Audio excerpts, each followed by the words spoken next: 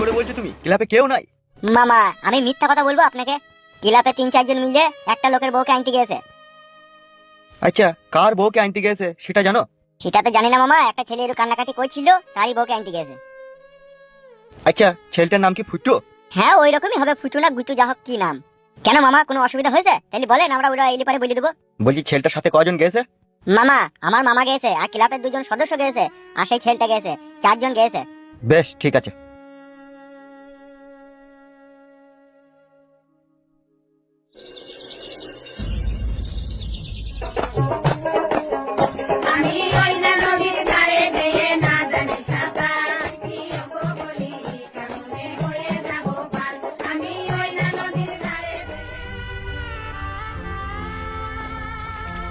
কই গো ফুটুর মা? কি হলো গো, ফুটুর খোঁজ পেলে? কি গো ফুটু কোথায় গো?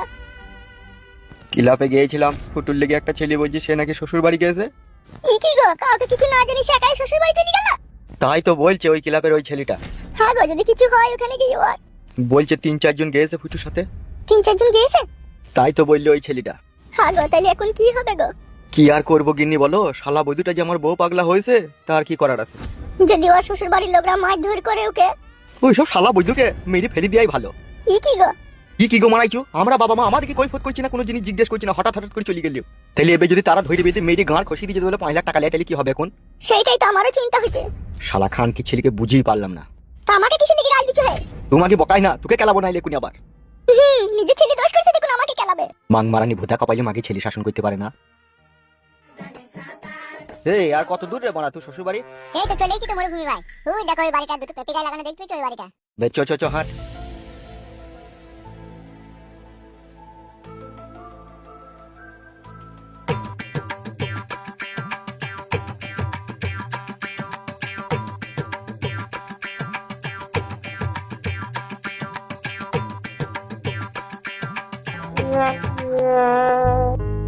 এ ফুটো, তো শাশুড়িকে তুই ডাক রে। তুমি ডাকো ভাই, তুমি ডাকো। আমাকেই ডাকতে হবে? ওই জন্যই তো তোমাকে সাথে করে আসা, তুমি ডাকো, যা বলবার বলো। বেশ ঠিক আছে, তোমরা ওই চৌকির উপরে বসো। বেশ বলছি। বলছি বাড়িতে কেউ আছেন নাকি? জোরে ডাকো মারা, ফিস ফিস করে ডাকলে শুনতে পাবে। বকছিস কেন তুই? বেলা বেলা। কই গো, কেউ আছো নাকি? যদি একটুকু বেরিয়ে আসতে খুব ভালো হইতো। কি ব্যাপার, কাকে চাই? চাই তো এখন আপনাকেই। আপনার নামটা যেন কি? আমার নাম নারিয়া বেগম। বাহ, খুবই চমৎকার আর মিষ্টি নাম আপনার। তো নারিয়া বেগম বিয়ান, তা আপনি যে কাজটা করছেন কাজটা তো অতি খারাপ কাজ। দেখো আমাকে ভালো মন্দ বুঝাতে হবে না, ঠিক আছে? ভালো মন্দ বুঝে বুঝে আমার বাল শুধু পেকে গেছে। নারিয়া বেগম বৌদি, আপনার এই রূপ চেহারা দেখে মনে হচ্ছে আপনি খুব জ্ঞানী গুণী বিটি ছেলে, কিন্তু এই সামান্য জিনিসটা আপনি বুঝতে পারছেন না। আপনার এই জামাই আপনার বিটিকে ছাড়া এক মুহূর্ত সে থাকতে পারছে না, আর এইরকম সোনার টুকরো জামাইকে আপনি পায়ে করে লাত মেরে ফেলে দিচ্ছেন। শুনুন, আমি আপনাদের কাছে কোনো উকালতি ওর বিষয়ে শুনতে চাই না।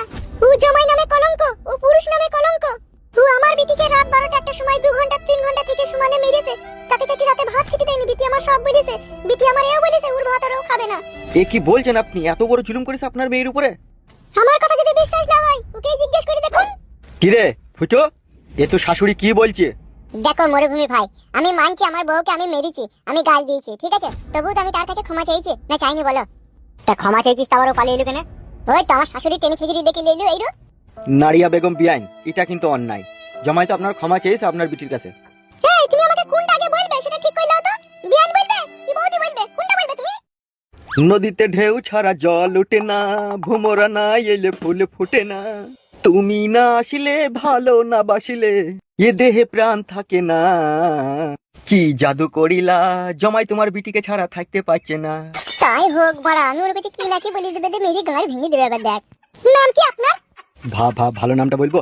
নাম আবার কটা হয় একটা মানুষের? হয় সময় কারণে 3-4টি নাম হয়, তবে ভালো নামটাই বলছি, যে নামটা তোমার খুব পছন্দ হবে। নাম আমার মরুভূমি। মরুভূমি আবার কি নাম? মা গো, ওই নামে আমরা ওকে ডাকি, ওইটাই ওর নাম। এই মান মুখ ছোড়া, তোকে কথা বলতে বললাম আমি? বলেন কি? ঠিকই বলিস বিয়ান তুমি, আপনার জমাই একটা আস্ত মাংমুখ ছোঁড়া। না হলে যেই ঘরে আপনার মতো সুন্দরী রূপবতী শাশুড়ি আছে সেই ঘরের মেয়েকে কিনা ও মেরিছে, ওর মতো গাধা আছে তাহলে আর। কি সুন্দর দেখতে আপনি, ডাগর ডাগর চোখ আপনার, চুলের মধ্যে খোপা, পরনে লাল শাড়ি, আবার অরেঞ্জ কালার ভিসিয়ার। সো বিউটিফুল লাগছে তোমাকে। শোনো মরুভূমি, শুধু তুমি বলছো তাই, তাও আমার স্বামী আসুক, আমি ভেবে দেখবো ওর সাথে পাঠাবো কি না পাঠাবো, তারপরে সব কথা আলোচনা হবে, ঠিক আছে? মাঝখানে যখন আমি আছি না, এভরি ডোন্ট মাইন্ড। তোমার মেয়ে মানে আমার মেয়ে, আর আমার মেয়ে যদি কিছু হয় ফুটো, তাহলে তোর বাঁচা বাঁচি দুর্ভরসা রে। আপনি আমার আব্বার মতো, আপনি যা বলবেন তাই হবে, আপনার কথা চুল ভরে এদিক ওদিক হবে না আব্বাজান। চুপ শালা খানকির ছেলে। শালা আমার ছেলে হলি তো এই কাজ করতে পারতেন? শালা বৈদ্য, আমার বিয়ান কত সুন্দর বে, যেমন রূপ তার তেমন গুণ, তার তেমন মুখের ভাষা, তাহলে তার মেয়ে কত সুন্দর হবে সেটা আমি বুঝতে পারছি না। আমি আমার দায়িত্বে মেয়েটাকে এখান থেকে নিয়ে যাব, তোর হাতে তুলে দেবো। মেয়ে যদি বিন্দু পরিমাণ কোনো ক্ষয়ক্ষতি হয়, তোর হাত পা কেটে তোকে আমি গাছে ঝুলিয়ে রাখবো, বলে রাখলাম তোকে আমি। যা বলার বলে দিয়েছি, তুমি শুধু আমার দায়িত্বে মেয়েটাকে পাঠাবে, ঠিক আছে? তোমার স্বামীকে একটু বুঝিয়ে পারি বলি, ঠিক আছে? বেশ ঠিক আছে, তাই হবে। তোমরা বসো, আমি তোমাদের জন্য একটু চা নাস্তা পানি করে নিয়ে আসি। বেশ ঠিক আছে, যাও নারিয়া বেগম।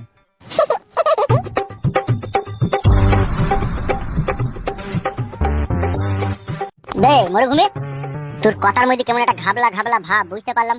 এই তো আপনার দোষ কালু ভাই।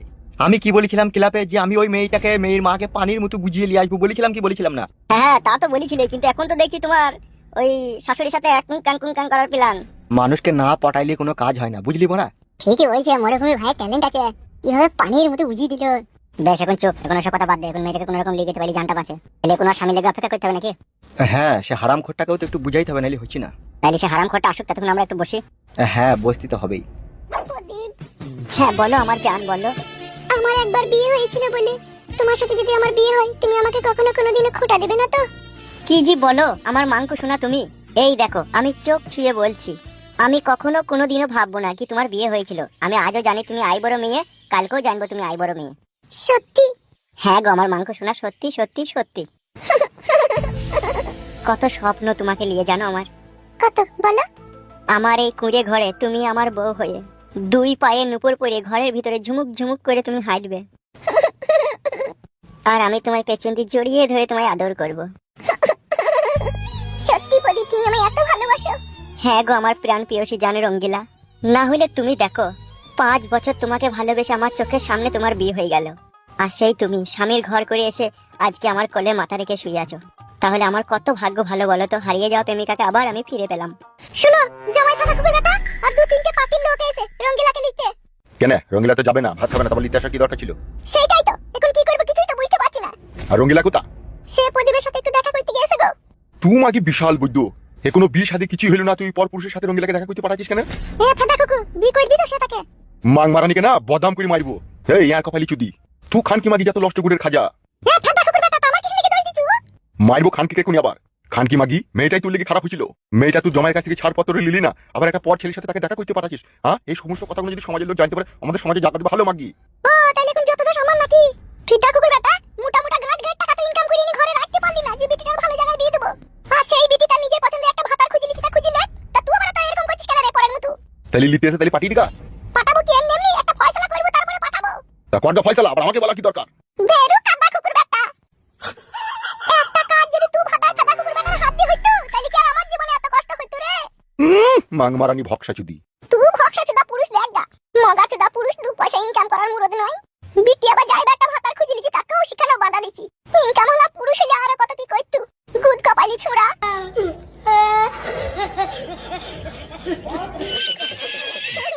এই সবই তোমার ভাগ্য, আর এই ভাগ্য শুধু তোমার জন্য ভগবান আমাকে লিখে দিয়েছে আমার কপালে। ভাইপো কি হয়েছে? ঘর মাইতে ঘরের ভিতরে ঢুকতে বললো? তোকে তো 3 দিন থেকে খুঁজে পেছি না রে আমি। গেঁজাগোনা যে তোর ভাগ্নির হাত দিয়ে লিয়ে এলি ইন্টার খেছিস, পয়সাটা তোর কোন বাপ দিয়ে আসবি রে? 1680 টাকা বিল হয়ে গেছে তোর। তোমার বলা কোনো হুঁশ বুদ্ধি নাই তো? কোথা কি কথা বলতে শিখুনি নাকি? অত আমার শিকার দরকার নাই, এই মাগি ফাগিলি ফুর্তি ফাতা যা করছিস কর, পয়সাটা যেন দিয়ে আসবি। কাকে বলা মাগি বলছো তুমি? এ আমার বউজি, বিয়ে করবি জিকামে? বাল কপালি ছোঁড়া রে, কত মেয়ে মানুষলি ফুর্তি ফাত্তা করবে, ওইটুকু ছোঁড়া তুই? ই কি কি কি কি বলছেন কি এসব আপনি? যা বললাম তোকে ঠিকই বললাম, গেঁজার পয়সাটা দিয়ে আসবি, ঠিক আছে? নাহলে এরপর গেঁজা আনতে গেলে তোকে বারণ করে মারবো আমি। গাড় ভেঙে দেবো মারাই কুনি আপনার, আমি চিনেন তো আমাকে? হে বড়া গাঁ কি ভাঙবি রে? পয়সা পাবো, পয়সা দিবি তা। কটা পাও তুমি? বড় বড় মুটামি মারাইছো, কথা মারাইছো। এ বাপ, যা পাই তাই দিয়ে আসবি রে। তোকে আমার কাছে আর গেঁজা কিনে খেতে হবে না, আর আমি তোর মতো ছেলেকে আর গেঁজা বেচবো না। ওই 1680 টাকা যেটা তোর কাছে পাবো, এটা জন্য সব জায়গায় সন্ধ্যেবেলায় দিয়ে আসবি। লিলে বাবা, যাও এখান থেকে। ভালো মেয়ে তোদের কপালে একটাও জুটলো না। যাদের ব্লাডের ঠিক নাই তারাই তোর কপালে জুটছে। কি গুদমারানির ভাই গো তুমি আবার? আচ্ছা সুরের বাচ্চা, গাঁড়ে বেরিয়ে লাল করে দেবো, গ্রাম থেকে খেটাবো। এত মেয়েদের সাথে লিটিল পিটিল করলে পারে। এই বাড়া যাও এখান থেকে, বাড়া বেশি বকুলা বাড়া, মাথা গরম করে না বাড়া। হ্যাঁ, আর কপালে কি দা তোর মাথা না বাড়ার মাথা ওটা? আর যদি পয়সা পাতি যদি তোর কাছে না পায় না, তোর অবস্থা খারাপ হয়ে যাবে।